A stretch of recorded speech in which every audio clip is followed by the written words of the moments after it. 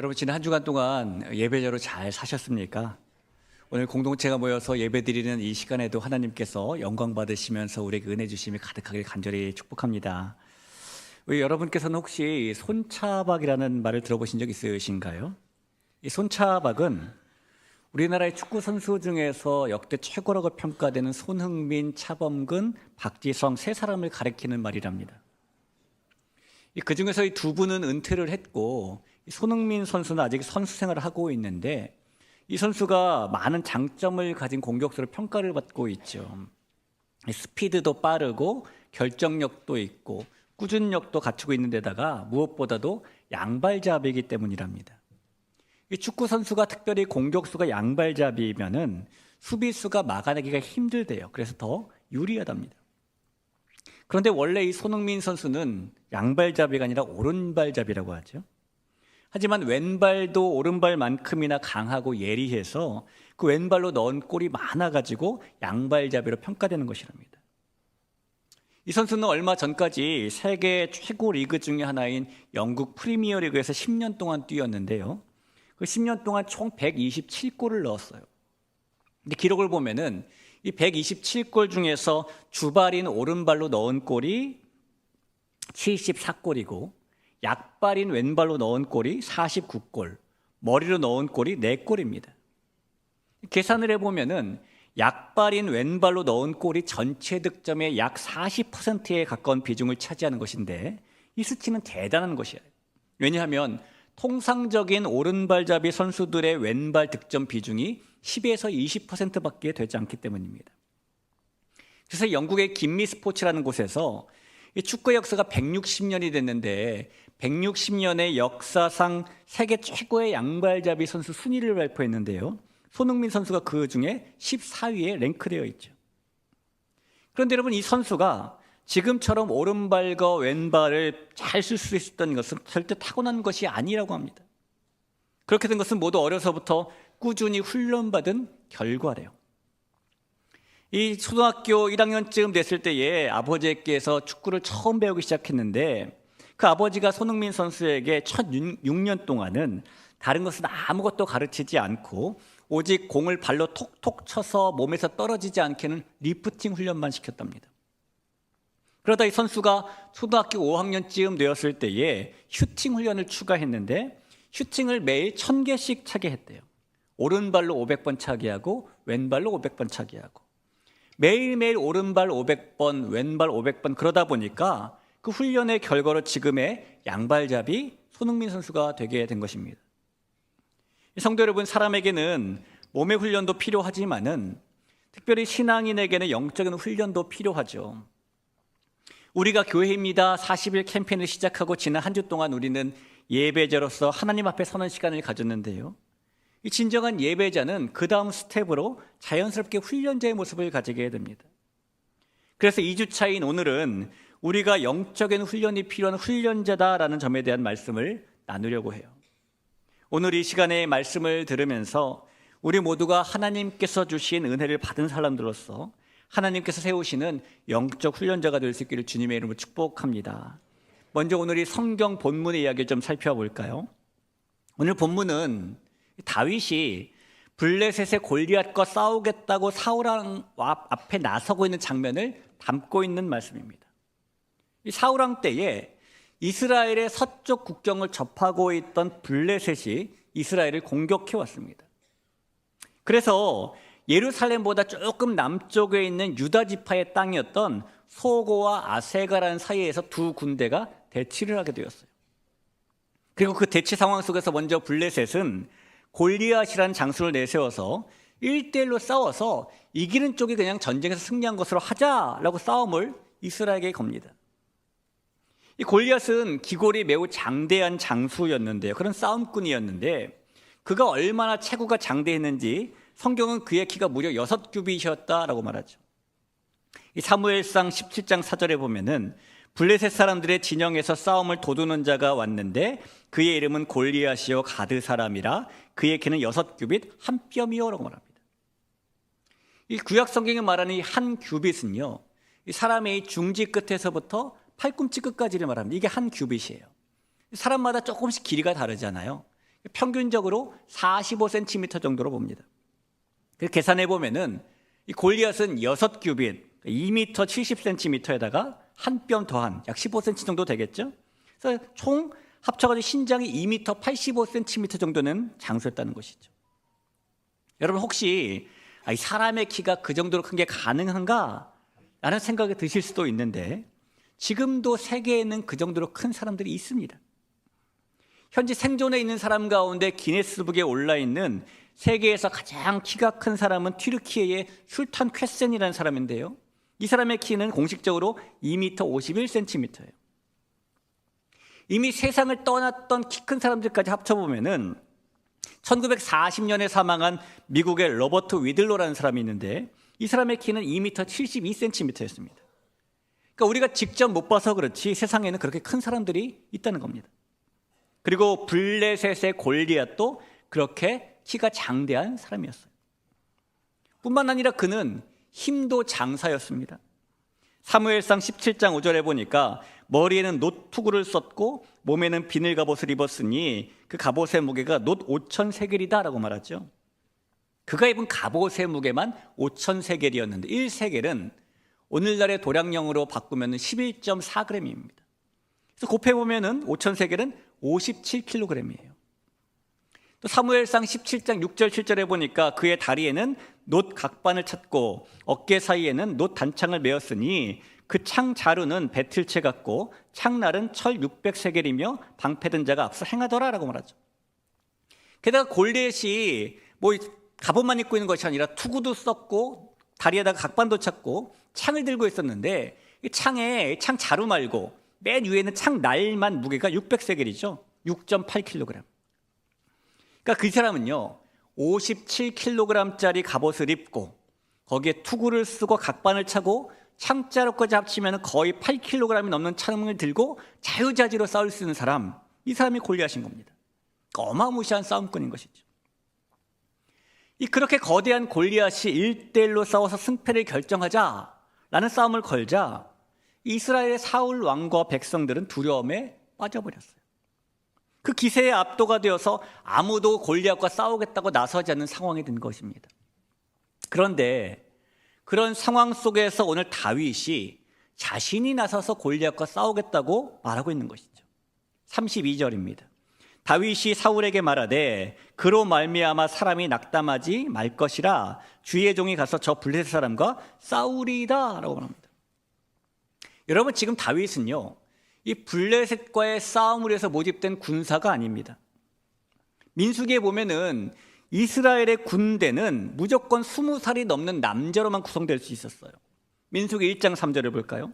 이스라엘 중 20세 이상으로 싸움에 나갈 만한 모든 자를 너와 아론은 그 진영별로 계수하라라는 말씀이 그 근거입니다. 그런데 성경을 보니까 다윗의 아버지 이새에게는 8명의 아들이 있었는데 그 중에 이 블레셋과의 전쟁에 그 이새의 첫째와 둘째, 셋째 아들이 참여했다라고 말씀하거든요. 이 말은 다윗의 첫째, 둘째, 셋째 형까지 20살이 넘었다는 거예요. 넷째부터는 아직 20살이 안 됐다는 겁니다. 그러면 지금 다윗은 몇 살쯤 됐을까요? 만약에 이새가 아들 8명을 다 연년생으로 낳았다. 그리고 군대에 모집된 이 세 번째 아들이 딱 20살이 되었다라고 극한적인 상황을 가정한다면요. 그 계산해 보면 넷째는 19살, 다섯째는 18살, 여섯째는 17살, 일곱째는 16살. 그럼 여덟째인 막내 다윗은 15이 되는 것이죠. 그런데 이거 상상이고요. 이새가 아들 8명을 내리 연년생으로 나왔을 확률은 희박하잖아요. 실제로는 다윗의 나이가 15살보다 어린 것이죠. 지금의 중학교 1학년 아니면 2학년, 초등학교 고학년 그 정도 되는 나이였다는 겁니다. 그런 다윗은 그저 지금 형들에게 음식을 전해주고 형들이 잘 있는지 보고하라 라는 아버지의 심부름으로 이 싸움터에 온 것뿐이에요. 그런데 그런 어린 나이에 다윗이 골리앗과 싸우겠다고 나선 것입니다. 그러자 골리앗의 조롱과 모욕을 듣고도 아무도 나서지 않는 그 상황 속에서 그 어린 다윗이 자신이 싸우겠다고 나서자 형들이 당연히 그를 책망하고요. 오늘 본문에 의하면 사울 왕도 그를 만류합니다. 골리앗이 전문 싸움꾼이라면 다윗은 그저 어린아이에 불과했기 때문이겠죠. 누가 봐도 객관적으로 골리앗이 유리해 보이기 때문이었을 겁니다. 그러나 성도 여러분, 다윗이 결국 골리앗과의 1대1 싸움에 나섰는데 이 결과가 어떻게 됩니까? 누가 이기죠? 15살도 안 된 다윗이, 전쟁이라고는 단 한 번도 해본 적 없던 그 다윗이 싸움에 이골이 날 정도로 전문가였던 골리앗을 이겼습니다. 어떻게 이겼죠? 사울왕이 다윗에게 싸움에 나간다고 하니까 자신의 갑옷과 칼을 내어주었어요. 근데 오히려 그 갑옷과 칼이 어색하고 불편했던 다윗은 그저 매끄러운 돌 5개를 가지고, 물매를 가지고 골리앗에게 나갑니다. 그리고 골리앗을 향해 달려가면서 돌을 물매로 던지자 그 돌이 골리앗의 이마에 박혔고 골리앗이 쓰러졌고, 그리고 다윗은 그에게 달려가서 골리앗의 칼로 그를 죽여요. 이 다윗은 골리앗에 비해 자신의 키가 얼마나 작은지, 골리앗에 비해 자신의 힘이 얼마나 약한지, 골리앗에 비해 자기가 가진 무기가 얼마나 형편없는지에 대해서 전혀 계산하지 않았습니다. 대신에 그는 하나님을 믿고 골리앗과의 싸움에 나선 것인데, 이런 일이 가능했던 이유, 다윗이 그렇게 생각했던 이유, 그렇게 믿었던 이유가 오늘 본문에 나와요. 34, 35절입니다. 다윗이 사울에게 말하되 주의 종이 아버지의 양을 지킬 때에 사자나 곰이 와서 양떼에서 새끼를 물어가면 내가 따라가서 그것을 치고 그 입에서 새끼를 건져내었고 그것이 일어나 나를 해하고자 하면 내가 그 수염을 잡고 그것을 쳐 죽였나이다. 다윗은 어렸을 때부터 아버지의 양을 지키는 일을 주로 하고 살았습니다. 그 일은 때로 맹수가 나타나는 위험이 따르기도 했던 일이었는데요. 그런데 그때마다 다윗은 맹수가 나타나면 피해서 도망치는 대신에 양을 지키기 위해 맹수와의 싸움도 마다하지 않았다는 거예요. 자, 여러분, 잘 훈련된 특수부대원도 맨손으로 사자나 곰과 1대1로 싸우면 힘들겠죠. 다윗도 그래서 사자나 곰들이 양을 노릴 때에 그 맹수들과 맨손으로 싸운 건 아니에요. 그 어린아이가 무슨 맨손으로 맹수와 싸우겠습니까? 다윗이 무엇을 가지고 싸웠는가?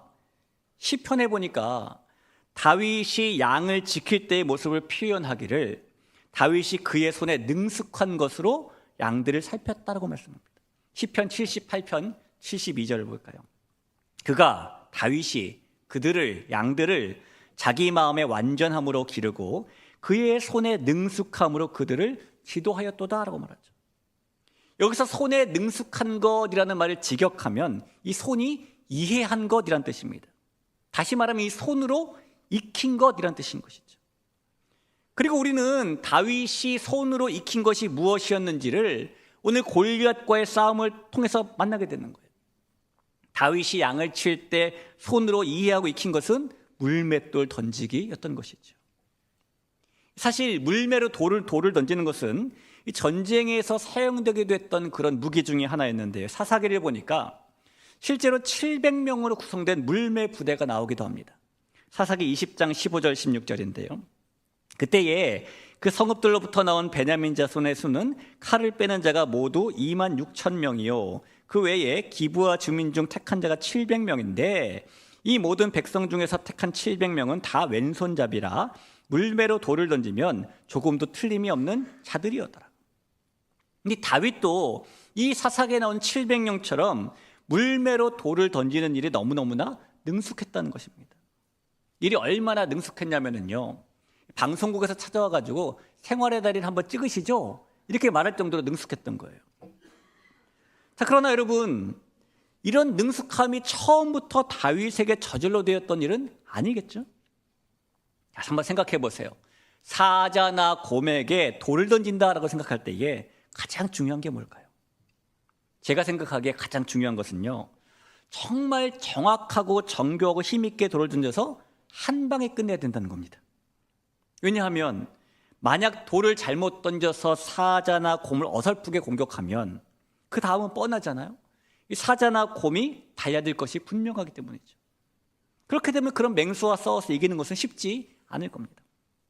그렇기 때문에 두 번의 기회는 없는 거예요. 이 다윗은 그런 능숙함, 정확한 두 번의 기회도 필요 없을 한 번으로 충분한 능숙함이 있었던 것이에요. 어떻게 해요? 그가 타고난 물매 던지기 선수여서 그랬을까요? 아닙니다. 다윗은 분명히 한 번의 물매로 목표물을 정확히 맞추기 위해서 사자나 곰이 안 올 때도, 눈에 보이지 않을 때도 쉬지 않고 물매로 돌을 던지는 연습과 훈련을 거듭했을 겁니다. 이 물매로 가만 서 있는 것도 아니라 움직이고 있는 사자와 곰을 맞출 정도가 될 때까지 다윗은 평상시에 물매로 던지는 훈련을 최선을 다했을 거예요. 사실 다윗이 아버지 이새에게 다른 형들에 비해서 크게 인정받던 아들은 아니었잖아요. 사무엘상 16장에 보니까 사무엘이 하나님의 명을 받고 이새의 집에 와서 그 아들들과 함께 예배드리기를 원했는데 그때 이새는 막내인 다윗은 부르지도 않을 정도였으니까요. 그러나 다윗은 이 들에서 양이나 지키는 자기 신세나 한탄하고 시간을 보낸 것이 아니라 인정 못 받는 양을 지키는 일이었지만 생명을 다해 양을 돌봤고, 그러기 위해 다윗은 이 물매가 자기의 손에 익숙하고 능숙하게 될 때까지 연마의 연마, 던지는 훈련의 훈련을 거듭했던 것이 분명합니다. 여러분, 그래서 다윗이 오늘 골리앗과의 싸움에 그런 어린 치기에 아무 생각 없이 나서는 것이 아니에요. 다윗이 그냥 휙 하고 물매를 던졌는데 우연히 골리앗의 이마에 박힌 것이 아닙니다. 다윗은 그 일에 충분히 준비되고 훈련되어 있었기 때문에 골리앗을 이길 수 있었던 것이죠. 물론 그의 온전한 물매 던지기 실력만으로 이긴 것은 아닐 겁니다. 그동안 훈련한 물매 던지기 실력을 의지함과 동시에 그 손을 들어 사용하실 하나님을 철저히 신뢰했기 때문에 골리앗을 이겼겠죠. 성도 여러분, 오늘 이 다윗과 골리앗의 이야기를 보면은 하나님께서는 위기의 순간에 아무 사람이나 붙잡아 쓰시는 분이 아니십니다. 하나님께서는 그 순간에 훈련되고 준비된, 그리고 하나님의 승리를 믿는 사람을 사용하시는 분이세요. 이 사실을 믿으시기를 주님의 이름으로 부탁을 드립니다. 사랑하는 성도 여러분, 우리는 오늘 우리가 훈련자입니다라는 고백의 말씀을 나누고 있습니다. 여기서 훈련자라는 말은 훈련을 이미 다 끝낸 사람을 말하는 것이 아니에요. 훈련자란 하나님 앞에서 지금도 훈련받고 있고 앞으로도 훈련받기를 선택한 사람을 말하는 것이죠. 여러분, 예수님 믿는 사람들은 이 땅에서 영적인 전쟁을 감당해야 될 사람들이잖아요.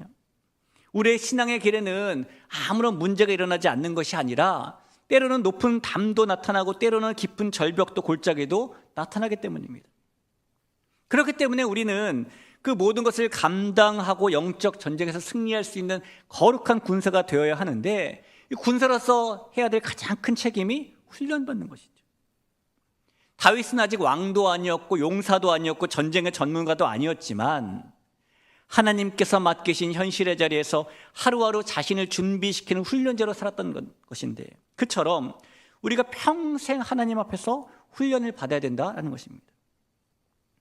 현대의 많은 신앙인들은 신앙은 신앙이고 내 삶은 내 삶이다라는 이 신앙과 삶이 딱 분리되어 있는 문제를 안고 살아갑니다.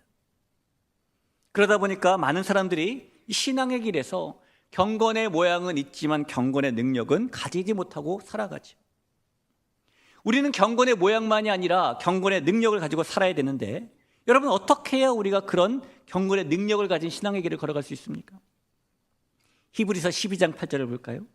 징계는 다 받는 것이거늘 너희에게 없으면 사생자요 친아들이 아니니라. 우리가 이 말씀에서 징계라는 저 두 글자 때문에 이 성경 구절을 오해하기도 하는데, 이 징계라고 번역된 말의 정확한 성경 원어는 파이데이아라는 말이에요. 그 파이데이아라는 말을 정확하게 번역하면 징계라는 의미가 아니라 훈련이라는 의미입니다. 따라서 조금 전에 본 히브리서 12장 8절 말씀은 훈련은 다 받는 것이거늘 너에게 훈련이 없으면 사생자의 친아들이 아니니라라는 말씀인 것이죠. 여러분, 우리가 경건의 능력을 가지고 살 수 있는 방법은 하나님의 친아들이니 훈련된 자, 훈련을 받는 자가 되는 거예요. 우리가 신앙생활을 하면서 양육을 받고 훈련을 받는 것은 시간에 따라서, 환경에 따라서, 결심에 따라서 선택할 수 있는 것이 아니라는 겁니다. 이 세상도 보세요. 잘 준비되고 훈련되지 않으면 자기가 속한 분야에서 탁월해질 수가 없습니다. 마찬가지로 우리가 하나님께서 쓰시고 그 손에 항상 붙잡힌 바가 되기 위해서는 우리가 하나님께서 원하시는 거룩한 훈련의 눈이 열려 있어야 하는 것이죠. 그런 의미에서 오늘날 우리가 손에 익혀야 될 물맷돌은 매일 아침 말씀을 펴는 경건의 습관일 수도 있고요. 분노가 치밀 때 한 번 더 참는 성품의 훈련일 수도 있고, 바쁜 일상 중에서도 기도를 구별해드리는 기도의 훈련일 수도 있습니다. 다윗이 들판에서 아무도 보지 않을 때에 이 돌을 열심히 던지는 훈련했던 것처럼 우리도 일상의 들판에서 영적인 물맷돌을 던지는 법을 그렇게 익혀야 한다는 것입니다. 창세기 14장에 보니까요, 어느 날 아브라함의 조카였던 롯이 북부 이방 5개국의 연합군인 그돌라오멜 왕의 연합군에게 포로로 잡혀갔습니다. 그러자 그 소식을 들은 아브라함이 자기 집에서 있었던 318명을 데리고 그돌라오멜 왕을 추격했는데, 이 318명이 어떤 사람들인지 성경이 이렇게 말씀해요. 창세기 14장 14절입니다. 아브라함이 그의 조카가 사로잡혔음을 듣고 집에서 길리고 훈련된 자 318명을 거느리고 단까지 쫓아갔어. 이 말씀해 보니까 이 318명이 오합지졸이 아니라 아주 잘 훈련된 사람들이었다는 겁니다. 그래서 아브라함이 그돌라오멜 왕을 쫓아가서 위기에 처한 롯을 구할 수 있었던 것이죠. 여러분, 이리저리 날뛰는 야생마를 다루는 데는 3가지 방법이 있대요. 첫 번째 다루는 방법은 그 야생마를 그냥 방치하는 겁니다. 그러니까 제멋대로 뛰면서 살게 놔두는 것이죠. 두 번째 다루는 방법은 너무 뛰니까 다리를 부러뜨리거나 야생마를 아예 그냥 죽여 없애는 거래요. 이러면 말이 그냥 쓸모가 없어지게 되겠죠. 이 첫 번째와 두 번째는 솔직히 야생마를 길들이는 방법은 아닙니다. 이 야생마를 길들이는 방법은요, 세 번째인 야생마에게 재갈을 물리고 훈련시키는 거예요. 이 사람에게는 누구나 다 야생마처럼 제멋대로 자기 생각대로 살고픈 마음이 있습니다. 그 마음을 제멋대로 방치해버리면 그 사람은 결국에 의의를 떠난 악인이 되어버릴 거예요. 그렇다고 그 마음을 없애고자 한다면 없어지지도 않죠. 그러나 아무리 제멋대로인 야생마도 훈련을 시키면 자기 역할을 멋지게 감당하는 명마가 되는 것처럼 우리의 마음과 삶도 우리의 신앙도 훈련을 통해 하나님의 귀한 쓰임받는 도구, 하나님의 손이 될 수 있는 것입니다. 그래서 성경은 그렇게 야생마 같은 우리 자신이 항상 훈련받는 훈련자가 될 것을 이렇게 권하는 겁니다. 마태복음 11장 29절에 보니까 예수님께서 나는 마음이 온유하고 겸손하니 나의 멍에를 베고 내게 배우라. 그러면 너희 마음이 쉼을 얻으리라고 말씀하세요. 성도 여러분, 이처럼 우리가 영적인 전쟁을 위해서 배우고 훈련받는 것은 군사로 쓰임받기 위한 필수적인 조건이에요. 우리가 착하고 신실한 종으로 칭찬받기 위해 훈련받는 것은 우리 인생의 너무너무나 중요한 부분인 겁니다. 어쩌면 적당히 신앙생활 10년 한 사람보다 제대로 1년 동안 훈련받은 사람이 더 성숙할 수 있기 때문이죠. 그것이 훈련의 힘이자 능력이기 때문입니다. 여러분, 다윗을 한번 보십시오. 37절에 이렇게 말합니다. 또 다윗이 이르되 여호와께서 나를 사자의 발톱과 곰의 발톱에서 건져내셨은즉 나를 이 블레셋 사람의 손에서도 건져내시리이다. 여러분, 다윗을 보면서 우리가 다윗은 특별한 사람이니까 그렇지, 이 이야기는 나와는 별로 상관이 없어 라고 생각하면 안 돼요. 다윗이 특별한 사람이어서 이런 일을 경험하게 된 것이 아니라 다윗이 훈련된 사람이어서 그런 일을 경험한 것이기 때문이에요. 요한일서 4장 4절을 볼까요? 자녀들아, 너희는 하나님께 속하였고 또 그들을 이기었나니 이는 너희 안에 계신 이가 세상에 계신 이보다 있는 자보다 크심이라. 곰의 발톱이 얼마나 대단하냐, 사자의 이빨이 얼마나 위협적이냐, 골리앗의 협박이 얼마나 무서우냐 하는 것보다 더 중요한 것은 우리 속에 계신 하나님을 바라보는 것인데, 그래서 우리에게는 그 어떤 상황에서도 하나님을 바라보는 훈련자가 되는 것이 필요하다는 겁니다. 그럴 때 우리는 이 다윗처럼 물맷돌을 손에 익숙하게 하는 훈련자가 될 수 있는 것이죠.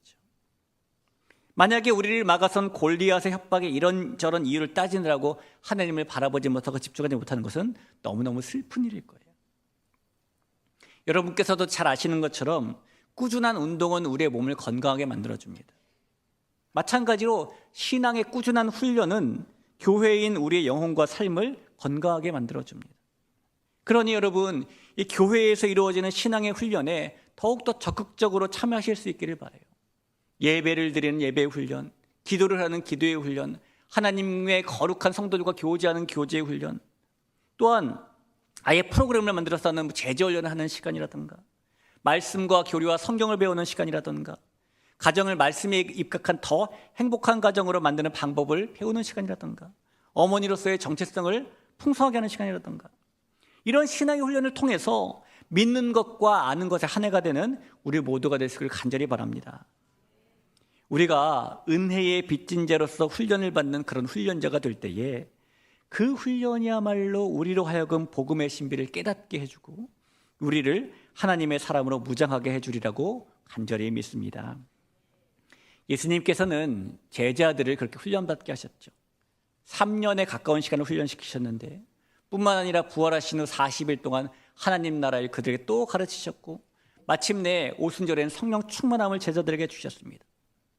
그 덕분에 결국 예수님의 제자들은 제자가 되고 땅끝까지 이르는 증인들이 될 수 있었잖아요. 그들이 그런 제자들, 증인들이 될 수 있었던 것은 그들이 그렇게 훈련받았기 때문에 가능한 거예요.